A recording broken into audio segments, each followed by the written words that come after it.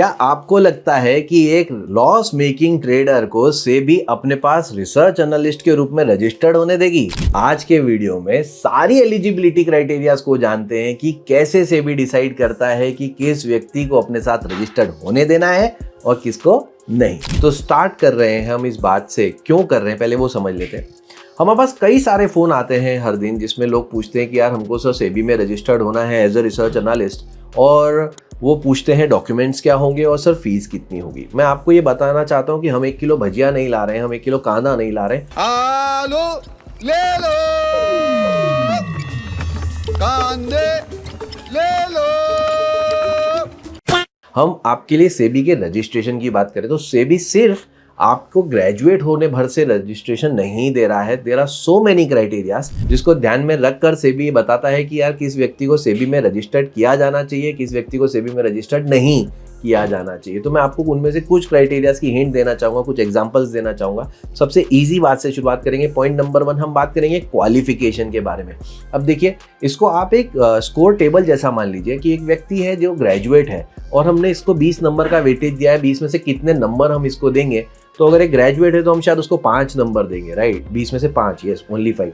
लेकिन कोई एक चार्टर्ड अकाउंटेंट है तो हम शायद उसको 20 में से 20 नंबर देंगे। तो qualification is one of the criteria. सिर्फ एक मापदंड है, ऐसे मल्टीपल मापदंड है, ऐसे मल्टीपल क्राइटेरियाज हैं जिनको यूज करके सेबी डिसाइड करता है, बीएससी डिसाइड करता है कि क्या उसको रजिस्टर्ड रिसर्च एनालिस्ट बनने की एलिजिबिलिटी है या नहीं। तो जैसे मैंने एजुकेशन क्वालिफिकेशन के बारे में बात किया, इसी तरीके से मैं बात करना चाहूँगा कोई एक ऐसा व्यक्ति जो ट्रेडिंग कर रहा है, तो आपका ट्रेडिंग एक्सपीरियंस कितने सालों का है। अब यहाँ पे एक बात बड़ी साधारण सी बात है, सर मैं ट्रेडिंग तो पिछले 4 साल से कर रहा हूँ या मैं ट्रेडिंग तो पिछले 7 साल से कर रहा हूँ, लेकिन मुझे कभी प्रॉफिट होता है कभी लॉस होता है। क्या मैं हमेशा प्रॉफिटेबल ट्रेडर नहीं रह पाया हूँ, या मैं कुछ साल प्रॉफिटेबल ट्रेडर हूँ, या मैं सिर्फ ऑप्शंस में ट्रेडिंग कर लेता हूँ उसमें मुझे प्रॉफिट होता है। तो क्या इस बात को भी सेबी कंसिडर करता है? यस, इन बातों को भी सेबी कंसिडर करता है और इसके बेसिस पर भी आपको वेटेज एलोकेट किया जाता है। तो इसका मतलब ये है कि एक लॉस मेकिंग व्यक्ति को हो सकता है वहां पे 0 वेटेज मिल जाए और वहीं पे कोई व्यक्ति जो साल के 1 करोड़ रुपए कमा रहा है या 25 लाख रुपए कमा रहा है उसको 20 में से पूरे 20 नंबर मिल जाए। तो एक ग्रेजुएट जिसके पास ग्रेजुएशन होने के कारण केवल 5 नंबर है, लेकिन उसकी ट्रेडिंग एक्सपीरियंस से उसके पास 20 नंबर पूरे मिल गए, तो टोटल हो गया 25। इस तरीके से उसका वेटेज काउंट होता है। इसी तरीके से एक चार्टर्ड अकाउंटेंट जिसका 20 नंबर सिर्फ क्वालिफिकेशन से आए और वो प्रॉफिटेबल ट्रेडर नहीं है या वो सिर्फ 5 ही नंबर कमा पा रहा है उस वेटेज में, तो इसका टोटल भी हो गया 25। तो मैं ये कहना चाहता हूँ कि कोई एक सिंपल प्रोफाइल नहीं है, कोई एक सिंपल फॉर्मेट नहीं है कि आपने 4 चीज़ें टिक कर दी तो साहब मैं एलिजिबल हो गया। तो वो एलिजिबिलिटी जो है वो अलग अलग चीज़ों के बेसिस पे डिपेंड करती है। तो जैसे मैंने बात करी, क्या एक प्रॉफिटेबल ट्रेडर होना कंपलसरी है एक रिसर्च एनालिस्ट बनने के लिए? तो आंसर इज नो। आप एक नॉन प्रॉफिटेबल ट्रेडर होकर भी सेबी में रजिस्टर्ड हो सकते हैं अगर आपका बचा हुआ क्राइटेरिया सब मीट होता है। तो और कौन कौन से क्राइटेरियाज हैं जिसको सेबी कंसिडर करती है किसी भी व्यक्ति को रजिस्टर्ड रिसर्च एनालिस्ट बनने से पहले, तो उसके बारे में बात करेंगे। तो एक और चीज जो हम सबके दिमाग में आती है विच इज एकदम क्लियर कि सर मेरी एजुकेशन मुझे पता है, मेरी ट्रेडिंग हिस्ट्री आप लोगों के सामने है, तो और मैं क्या जानना चाहूँगा। तो मैं अब बात करना चाहता हूँ आपकी करंट प्रोफाइल क्या है, अभी आप क्या कर रहे हैं। क्या आप एक सब ब्रोकर हैं? क्या आप एक म्यूचुअल फंड डिस्ट्रीब्यूटर हैं? क्या आप फाइनेंस से जुड़ी हुई कोई फील्ड में एक्टिवली काम कर रहे हैं? अगर हाँ, तो इन सब चीज़ों के पॉइंट्स बनते हैं। अब यहाँ पे एक बहुत कॉमन क्वेश्चन है जो ऑब्वियसली आप लोगों के सामने आ रहा है, और वो ये है कि भाई मैं तो सब ब्रोकर हूँ और एक सब ब्रोकर खुद रजिस्टर्ड रिसर्च एनालिस्ट कैसे बन सकता है? तो आंसर इज करेक्ट। एक सब ब्रोकर जो है वो रजिस्टर्ड रिसर्च एनालिस्ट नहीं बन सकता है, क्योंकि सेबी ने हाल ही में रूल्स को चेंज करते हुए ये फाइनल नियम बनाए हैं कि कोई व्यक्ति जो रिसर्च एनालिस्ट बनना चाहता है उसको साथ साथ सब ब्रोकिंग करना, म्यूचुअल फंड डिस्ट्रीब्यूशन करना हम अलाउड नहीं करने देंगे, हम उसको अलाउड नहीं करेंगे। तो कहने का मतलब ये है कि कोई व्यक्ति जो ऑलरेडी स्टॉक मार्केट में है उसका एक्सपीरियंस तो हम काउंट करेंगे, लेकिन हम उसको 2 जगह काम नहीं करने देंगे। काम उसको सिर्फ एक जगह करना, उसको ईमानदारी से एज अ रिसर्च एनालिस्ट अपने व्यापार को आगे बढ़ाना है, और वो बचे हुए सारे कामों को उसको बंद करना पड़ेगा या साइड लाइन करना पड़ेगा।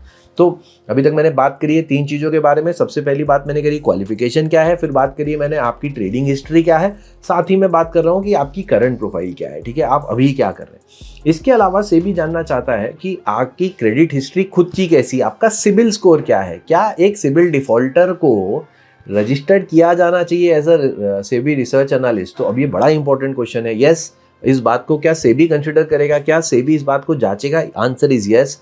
मैं ये फिर से बताना चाहता हूँ कि इसकी भी वेटेज होती है कि यार एक इंसान को कितना सिबिल स्कोर है, इस बात को भी कंसिडर किया जाता है। साथ ही साथ इस बात को भी कंसिडर किया जा सकता है कि आपके पास कितने NISM के सर्टिफिकेट है, आप कितने सालों से NISM पास हो। मेरे को रिसर्च एनालिस्ट का एग्जाम तो पास करना कंपलसरी है, उसके बिना तो मेरा काम होगा नहीं। लेकिन क्या उसके अलावा आपके पास करेंसी डेरिवेटिव का एग्जाम पास है? क्या उसके अलावा आपके पास म्यूचुअल फंड डिस्ट्रीब्यूटर का एग्जाम पास है? क्या उसके अलावा और भी सर्टिफिकेट आपने क्वालिफाई किए हुए? इन बातों को भी ध्यान रखा जाता है ये जानने के लिए कि जिस व्यक्ति के साथ मैं डील कर रहा हूँ वो कितना ज़्यादा समझदार है। इसके अलावा हम बात करना चाहेंगे एक बहुत ही इंपॉर्टेंट चीज़ के ऊपर जो शायद इन सब पे भी भारी पड़ सकती है, क्योंकि वो है सर्विसेज। सर्विसेज आप क्या देना चाहते हैं इंडस्ट्री को, आप क्या सर्विस दे रहे हैं, आप क्या वैल्यू ब्रिंग कर रहे हैं इस इकोसिस्टम में, इस बारे में बात करना बहुत ज़्यादा जरूरी है। क्यों?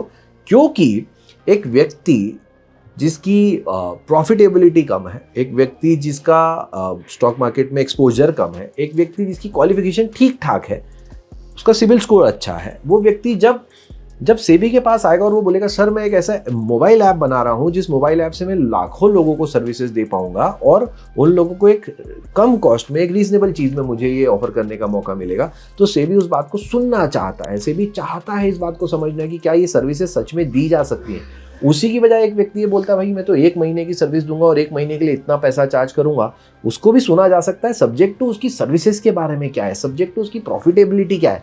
तो हर व्यक्ति के हिसाब से एक प्रोफाइल डिस्कस की जाती है, हर व्यक्ति के हिसाब से एक एप्लीकेशन बनती है, हर व्यक्ति को खुद को प्रेजेंट करना पड़ता है इस एप्लीकेशन के माध्यम से, जिसका काम ये है कि मैं सामने वाले को ये समझा सकूं कि भाई मुझे आता है, मैं आपके निवेशकों के फायदे के लिए ये काम कर रहा हूं। ऑफ कोर्स मैं भी मुनाफा कमाऊंगा, लेकिन निवेशक भी मुनाफे में रहेगा अगर मैं एक रजिस्टर्ड रिसर्च एनालिस्ट बनता हूं। तो क्या एक इन्फ्लुएंसर को आज की डेट में रजिस्टर्ड रिसर्च एनालिस्ट बनना चाहिए? 100% कंपलसरी हो गया है। अगर आप लाइव आके बोलना चाहते हैं तो एक इन्फ्लुएंसर को कंपलसरीली सेबी में as a registered research analyst ही आना अलाउड बचा है। तो कहने का मतलब ये कि अगर आप इन्फ्लुएंसर बनना चाहते हैं या लोगों को टिप्स देना चाहते हैं तो रास्ता सिर्फ एक है, वो है सेबी रजिस्टर्ड रिसर्च एनालिस्ट बनने का। करना क्या होगा? अगर आपको लगता है कि आप भी एलिजिबल हो एक सेबी में रजिस्टर्ड होने के लिए रजिस्टर्ड रिसर्च एनालिस्ट के रूप में, तो आपको संपर्क करना है हमसे। हम बचा हुआ सारा ध्यान रख लेंगे। बहुत ज़्यादा जल्दी बहुत अच्छे से आप लोगों को इसकी प्रोसेस को समझाया जाएगा और साथ में आपके डॉक्यूमेंट्स के आधार पे आपकी एक प्रोफाइल क्रिएट की जाएगी, आपकी एक एप्लीकेशन सबमिट की जाएगी और होपफुली जल्दी ही आपको रजिस्टर्ड रिसर्च एनालिस्ट के रूप में काम करने का मौका दिया जाएगा। वेलकम दोस्तों।